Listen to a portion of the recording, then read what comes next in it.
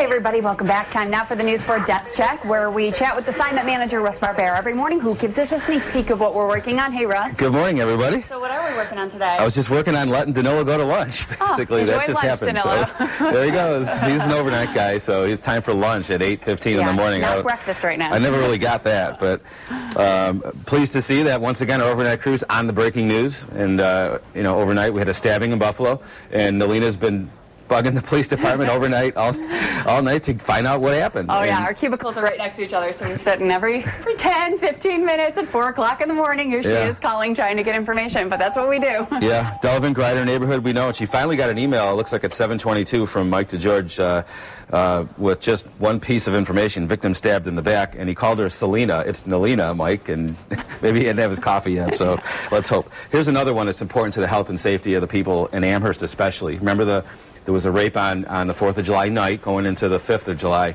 A woman reported a rape underneath the thruway at Worley. And we've been checking on it every day. You don't really see much every day, but we keep checking on it so that we can find out how it's progressing, whether they might have a suspect in mind. It looks like there might be some developments in looking for a suspect, so George Rickart's going to call right now. We're going to try to get that information and bring it to you as soon as we have it. So that's something I hope to turn today.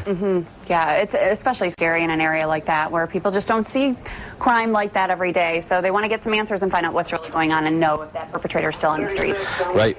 Okay, what else is going on? Well, you know how if you're a repeat drunk driver, they'll try to put the ignition device in your car, so you have to blow into it, and the car won't work if you're drunk again. So repeat offenders is a big problem.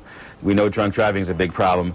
They're talking about a technology now that would essentially it'd be a new technology that would detect a drunk driver just as they enter the car, it looks like, and immobilize the car. Really, 21st century stuff. So we're going to hear more about that proposal today from Senator Schumer up in North Tonawanda and how that would work. Are they going to put them in all the cars? Because, I mean, if somebody's a repeat offender, they might just choose a car that doesn't have it. But it's kind of interesting. And it says here that it would be unnoticeable, it doesn't inconvenience a sober driver.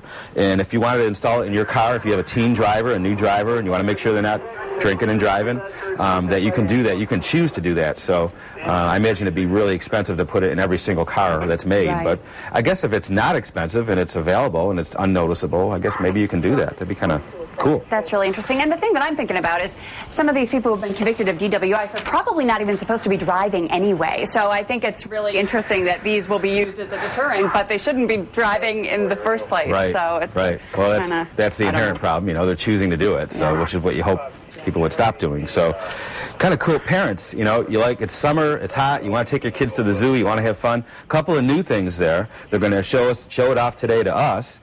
You can go kiss a sea lion. Melissa, I think you're going to line up for that one.